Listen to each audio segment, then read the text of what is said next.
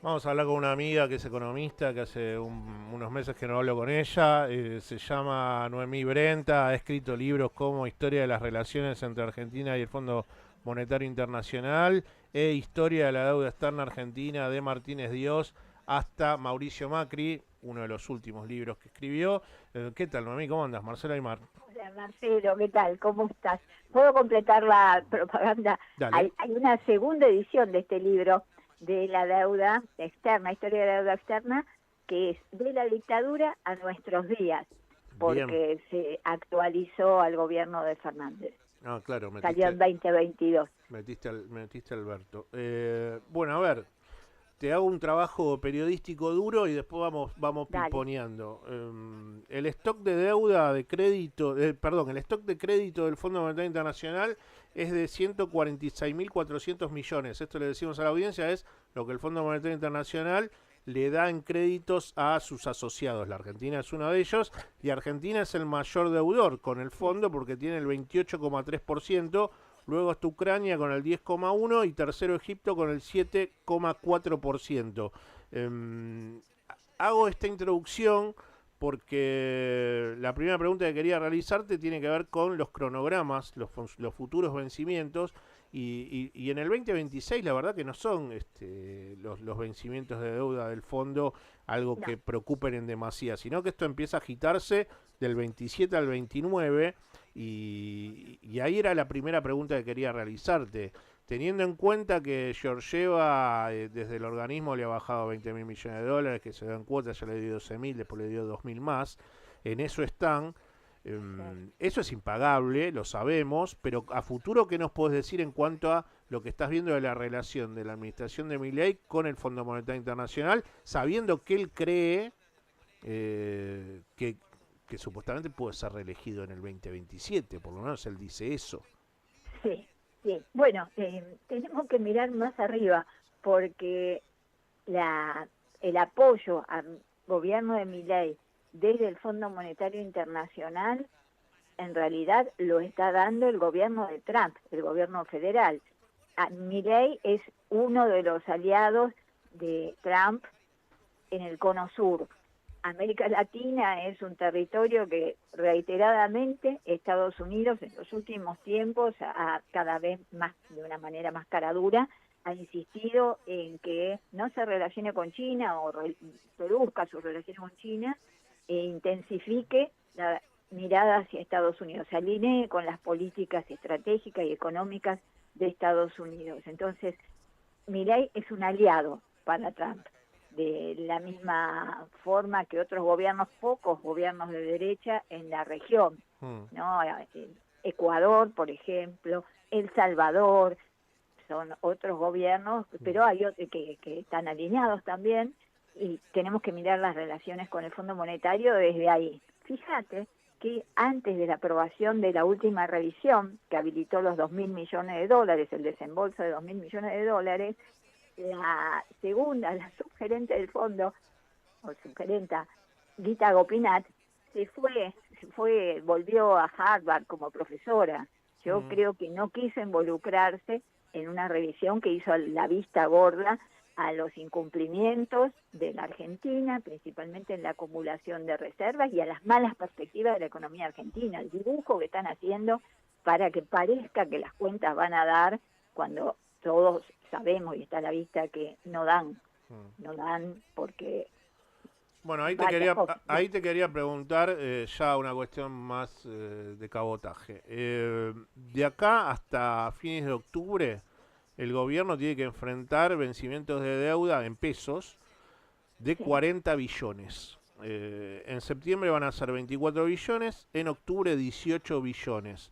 Esto te lo linkeo con lo que está sucediendo cada vez que sí, sale a licitar papeles del Estado, que son títulos, bueno, no le vamos a poner los nombres, bueno, son papeles del Estado, con sí. una tasa de interés del 76% anual y además le dice a los bancos que tienen que tener un efectivo en cuanto a lo que llamamos encaje del 53,5%. Sí. Económicamente no es viable, pero el economista sos vos, yo lo único que aporto son datos periodísticos duros. Es tal cual, sí. exactamente.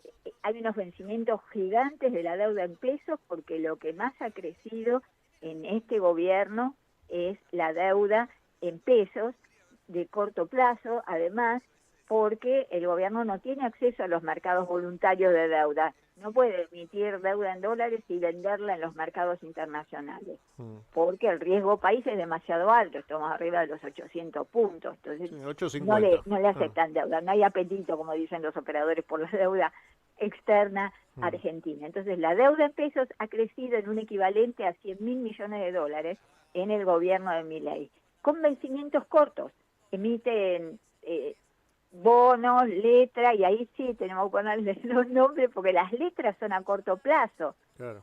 son a 3 meses, son a 30 días, y ahí es donde se mandaron la macana con el Banco Central y los bancos, y llegaron a este desastre, esa tasa de interés del 80% que vos decís, que congela la actividad. Los bancos están descontentos porque los obligan a inmovilizar un porcentaje muy alto de los depósitos a la vista, o sea, Eso le pega al cuenta crédito. corriente, caja de ahorro, plazo fijo. Eso le pega al Otra, crédito, al banco, que el Banco totalmente. Central le diga que tenés que quedarte con más pesos y eso lleva a que se suba el encaje a 53%, tiene que ver con que el crédito por parte del crédito bancario se restringe muchísimo.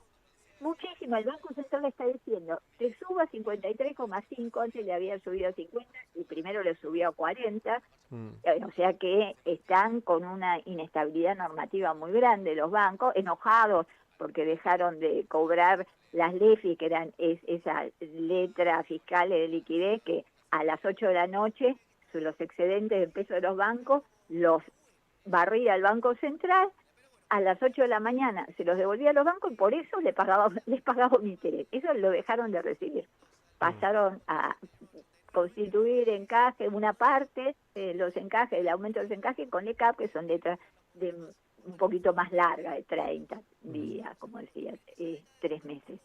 Y efectivamente ahora este aumento del 3,5, por el 50 le mandaron al 53,5 de inmovilización, lo pueden constituir con bonos que emite el Tesoro, o sea, pueden integrarlo, pueden mostrarle al Banco Central, sí, yo guardé 53,5% de los depósitos, con bonos que emite el Tesoro, perdón, no el Banco Central, para absorber los pesos de más que tienen los bancos desde el desarme de sus posiciones en LEFIS.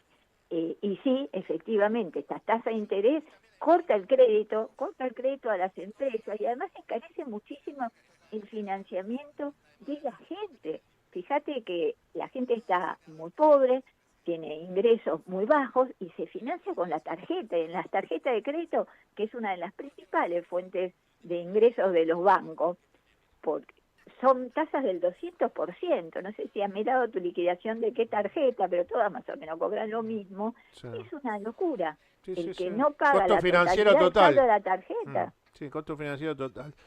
¿Cómo, claro. a ver, no te puedo decir cómo termina porque no lo sabés, nadie lo No, por sabe, supuesto, pero son nadie. todos datos muy preocupantes y el otro día cuando el jueves habló el presidente Milei en una de las reuniones que hizo con un consejo de empresarios, creo, no me acuerdo bien el Sí. nombre de la organización, lo que terminó diciendo es, bueno, nosotros si tenemos un mal resultado, vamos a un mal resultado electoral, vamos a seguir con este tema de subir las tasas, subirle el porcentaje de los encajes a los bancos, como queriendo decir, eh, está atando todo su plan económico a que la gente piense que le tiene que ir bien en las elecciones, o sea, como que esto no va a aflojar de las tasas y los encajes si no lo votan a él.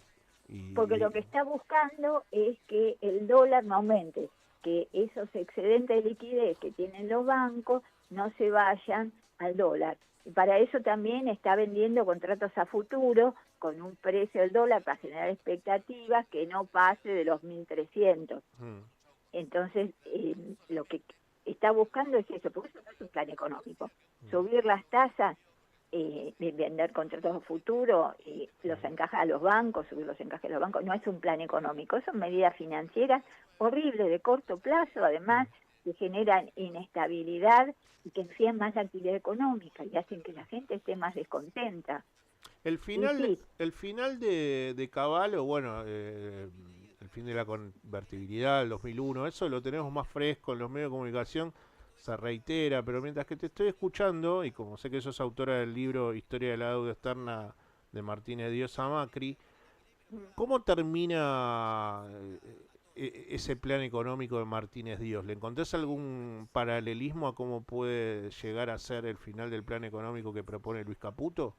claro, el plan económico de Martínez Dios, que también incluyó la liberalización financiera, como le llaman, terminó en 1981 con una brutal devaluación, pero empezó la caída con la quiebra generalizada de los bancos, con una crisis bancaria desde marzo de 1980, empezando por la quiebra del Banco de Intercambio Regional, el BIR, que era el más grande del sistema privado. Entonces, cuando se aprieta mucho a los bancos, ojo, porque también puede generar, por empezar, una caída de los depósitos, porque, no sé, estas tasas gigantes de plazo fijo que están pagando los bancos, marcan un riesgo muy grande. Yo no colocaría plata a plazo fijo hoy en un banco. Noemí, y también ese sistema de final del plan económico de Martínez Díaz se dio con esta especie de tenaza de suba el porcentaje de encajes y además de eso suba la tasa de interés.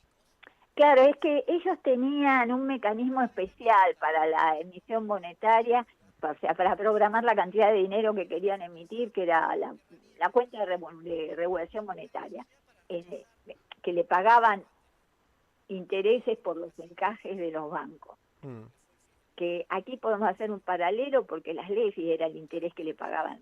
eh, bueno, en fin, no quiero complicarla. sí. Y sí, empezaron por empezar, el Banco Central tuvo que salir como prestamista de última instancia para frenar la corrida bancaria en el 80. Y siempre termina, así como vos estás diciendo, siempre termina igual, levantando las tasas de interés, suben, que siempre en la dictadura ya estaban muy altas por la desregulación financiera. Claro. Eran tasas que llegaban al 500%, Uf, las empresas quebraban por el peso del costo financiero en los balances.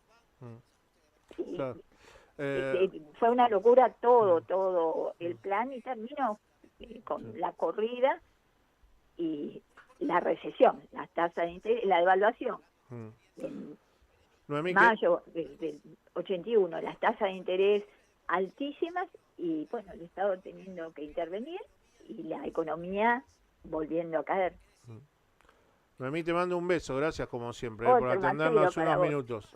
Chau, chau. Bueno, gracias, chao, Chau, chao. chau. Quien está hablando con nosotros era Noemí Brenta, quien es economista y bueno, como dijimos anteriormente, escritora de libros económicos y entre ellos el último, que es Historia de la Deuda Externa Argentina, de Martínez Dios hasta Macri, y además de eso, ahora le ha agregado la parte de la administración del gobierno de Alberto Fernández.